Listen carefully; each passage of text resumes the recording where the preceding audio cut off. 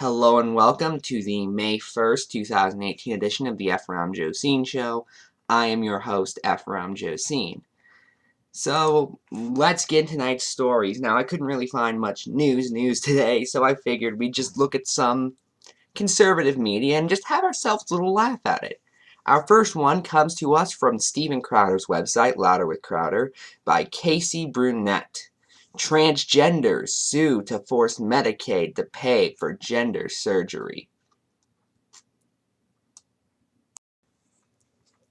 Now, here's a quote from the article. Hernia surgeries, spinal fusions, and mastectomies are a few examples of surgeries which are medical necessities. You'll notice that fake boobs, he doesn't even spell it right. Yeah, they do this thing on Crowder's website, by the way, where they always spell it B-E-W-B-S, not B-O-O-B-S. That's just something that kind of annoys me. And phony prostates don't make the list. The trainees will be disappointed enough to binge-watch 10 seasons of RuPaul's Drag Race and eat a tub of Ben & Jerry's, but they'll survive, hence not medical necessities. Now, Steven Crowder and his website have professed the views that transgenderism is a mental disorder. That is something that he has said on occasion, specifically gender dysphoria is a mental disorder. So, you know what, Steven? I'll make you a deal right now. We're going to look up, does Medicaid cover mental health together? Medicaid's alternative benefits plan also must cover mental health. Less than a full sentence in.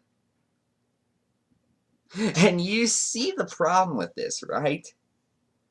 I mean, either it is transgenderism is a mental disorder, and therefore Medicaid must cover. Because would you say this to anyone else? Would you say, oh, you have depression, you don't need antidepressants, though, that's not a medical necessity. Oh, this person has bipolar disorder, but they don't need medication for it, that's not a necessity. Would you say that to anyone else, Steve? I'm genuinely asking, mind you. Now, look, if you want to make some sort of principled argument against Medicaid, then okay, that's fine. However, this website, specifically in this case the author, Casey Brunette, does not do that. Instead, she just kind of says, well, it's weird, and they're LGBT, and that's creepy, and they want special rights. Yeah, I love that argument too, by the way. Next up is Matt Walsh, because of course it is. He's Matt Walsh, and he's something. Now, one thing about Matt Walsh is he makes these statements that are just blatantly untrue and usually blatantly absurd, and doesn't really back them up with anything. Here's one example from his latest article. If Alfie Evans were a dog, his murder would have caused 10 times the outrage. I'm just going to read you a few paragraphs of his article. The left in America can now breathe a sigh of relief. They have spent the last 2 or 3 weeks determinedly ignoring the case. Yeah, hey Matt, no I didn't. Anxiously biding their time and hoping everyone would just move on. They didn't want to acknowledge Alfie because of what his case says about socialized medicine. That another country with it could have potentially actually brought this kid to care and it was the UK government's fault. Mainly due to a bunch of NHS cuts that have been going on since the Conservatives took over the Parliament in about 2010. And then he puts in brackets, that is a horrific monstrosity. Oh, I don't blame that explanation I gave. It was a little bit too wordy for Matt Walsh. And what the response from the pro-lifers say about pro-lifers, that we actually do care about children after they're born. But I think the silence from many corners of Western society also has another root. We just don't care about babies that much, especially sick ones.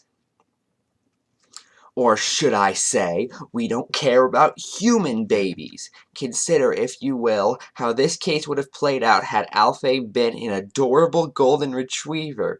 Imagine the parents of Alfie the dog take him to the vet because he is sick. Imagine that the vet decides to put him down. Matt, that happens all the time. Like, 2.7 million animals are euthanized every year. You complete idiot.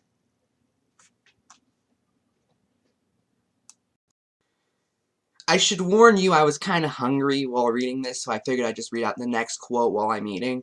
I have to say for a long time because it's true. We treat animals better than we people. We love them more. We have more empathy for them.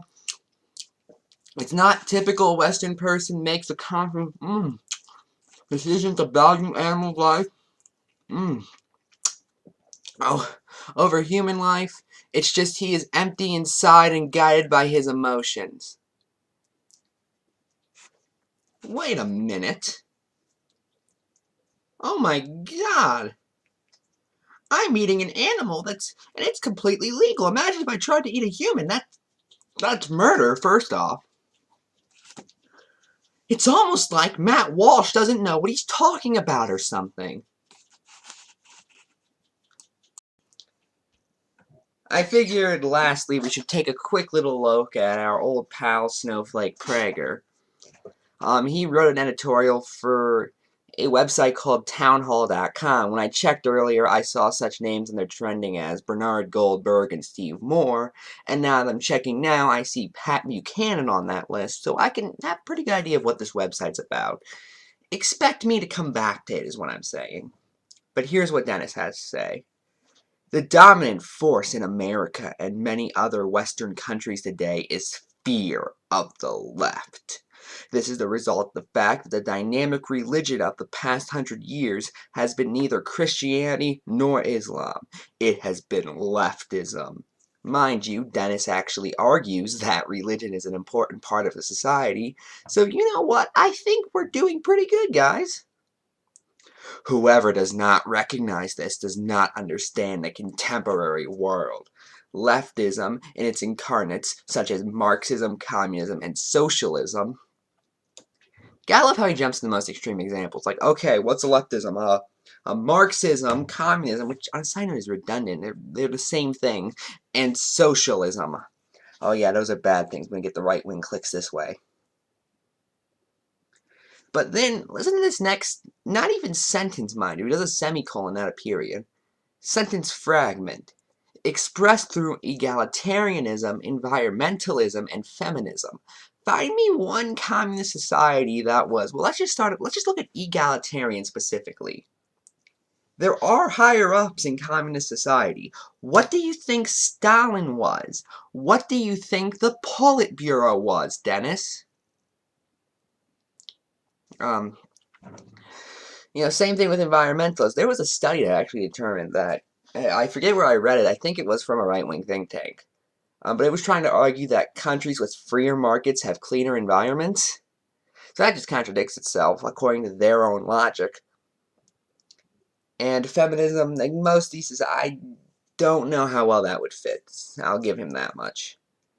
In its denigration of capitalism and Western civilization, trademark, especially America and Israel, in its supplementing of Christianity and Judaism, through its influence on Christianity and Judaism. You see, Dennis does this thing where he just throws out sentence fragments there to make his opponent sound scary. In its celebration of race, and in its replacing of reason with romanticism, has almost completely taken over the news and entertainment media and institutions of education. Again, that's just typical propaganda. There is a largely, though not entirely, non-violent range of ideological terror in America in almost every area of life. Okay, no, full stop. You're calling the left terrorists. You're calling non-violent people terrorists. That's what you said. That's it. I'm Ephrom, and good night. I'm not continuing. When you're calling non-violent people who you disagree with terrorists, you lost all credibility. Right there. That's it. Good night.